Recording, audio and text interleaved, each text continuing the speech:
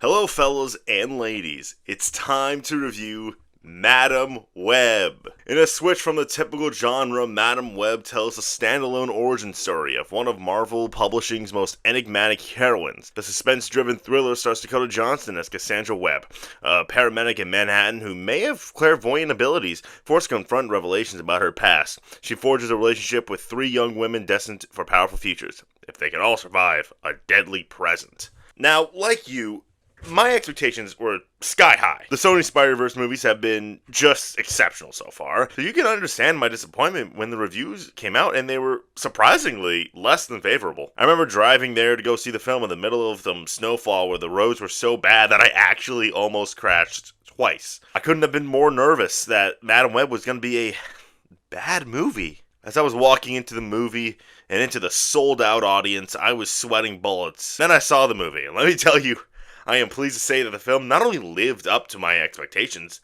but surpassed them. That was a weird prank pulled by the critics, but, I now must insist that you stop it and please release the truthful reviews. I was just enamored and blown away by this movie, and quite frankly, I couldn't even sleep. I was just so blown away by the imagery and the nuances and the messages of Madam Web.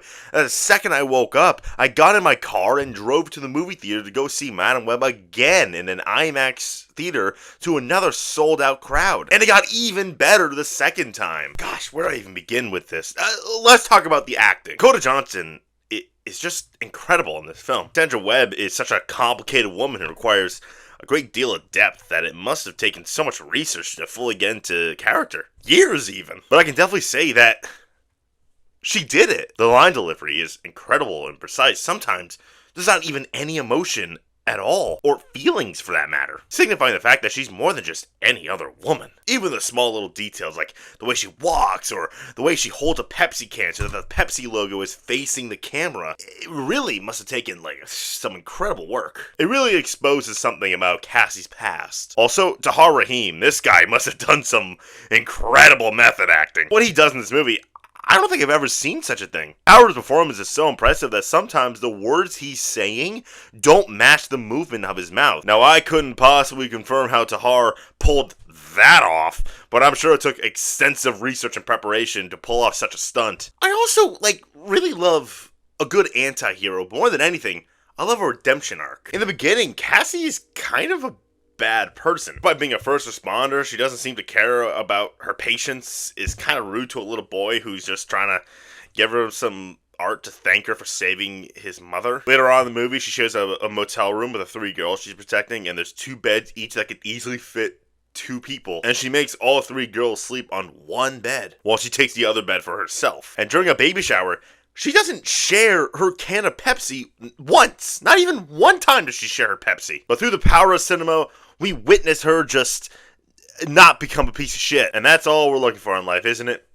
Redemption. Now, obviously, the writing and the character work is top-notch. Let's talk about the filmmaking. Director C.J. Clarkson pulled out all the stops for this film. The visuals are just stunning to look at, from the CGI to the extraordinary set design. Madam Web is a period piece taking place in 2030, and the film will have subtle nods to that, like a blockbuster video in the background describing Britney Spears' Toxic as a new song, because it definitely came out in 2003. The Pepsi logo is the logo of the aughts era. But on top of that, the film is really intense. Lynchian, even. There's a scene in a diner where the girls are eating some dinner, drinking some Pepsi, but we know danger is on the horizon as Ezekiel, Tahar Rahim's character, is on the way, because they told us he is. This scene was also powerful from a dramatic standpoint, as Cassie's maternal instincts kick in as the three girls who or, trying not to draw attention to themselves, get on a table and start dancing, as Cassie's like, hey, get down from there, you're in danger, you might knock someone's Pepsi down.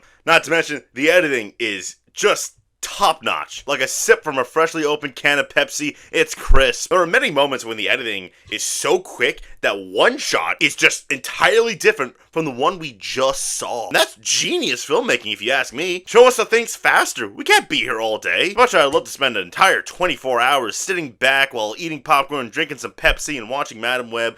I got places to be. And the editor knew that, so they never let us stay on a moment and never make anything cohesive. It's brilliant. And I haven't talked about the visuals that much, because the symbolism is insane. For example, shattered glass kind of looks like a spider web sometimes. Sydney Sweeney's character has glasses, and when she's wearing it, she's a disgusting, shy nobody. But when she takes off her glasses and shows off her stomach a little bit, she's confident and pretty, showing that glasses is a symbol for being pathetic. The difference between right and wrong, the balance between fighting for yourself and fighting for the greater good, is symbolized through Pepsi. So much so that the day is saved by a Pepsi sign. That's real. In fact, I was so scared that some of the symbolism imagery went over my head, so I decided to get in my car and go watch Madam Web for a third time in another IMAX screening and another sold out crowd. And let me tell you, there's so much I still haven't processed even after 3 viewings. I dare not spoil it. You should all figure it out for yourself. I think the thing that I like most about Pepsi is that,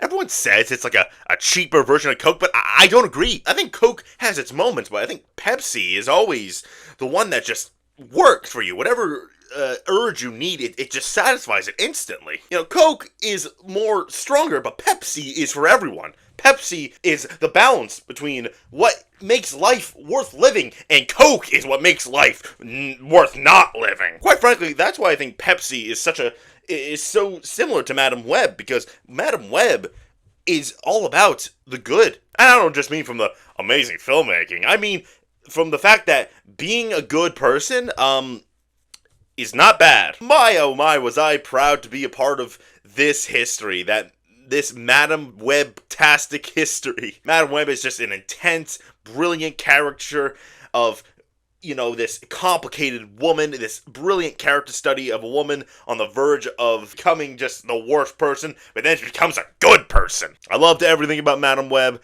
I think it'll go down in history as one of the greatest works of art ever, and I'm gonna give Madam Web a Pepsi. Alright, that's a review. Very proud to be a Madam Web fan today. Like, subscribe, share, and alright, I'm gonna drop the act for a second. What the fuck was this movie? Okay, so there's this one scene where they're at a baby shower, and they're playing this game where they just go around and guess the name. There's no clues, there's no hints as to what the name could be. It's just the one woman who's Peter Parker's mom just going alright, guess the name, and the woman goes, Steven, wrong, you go.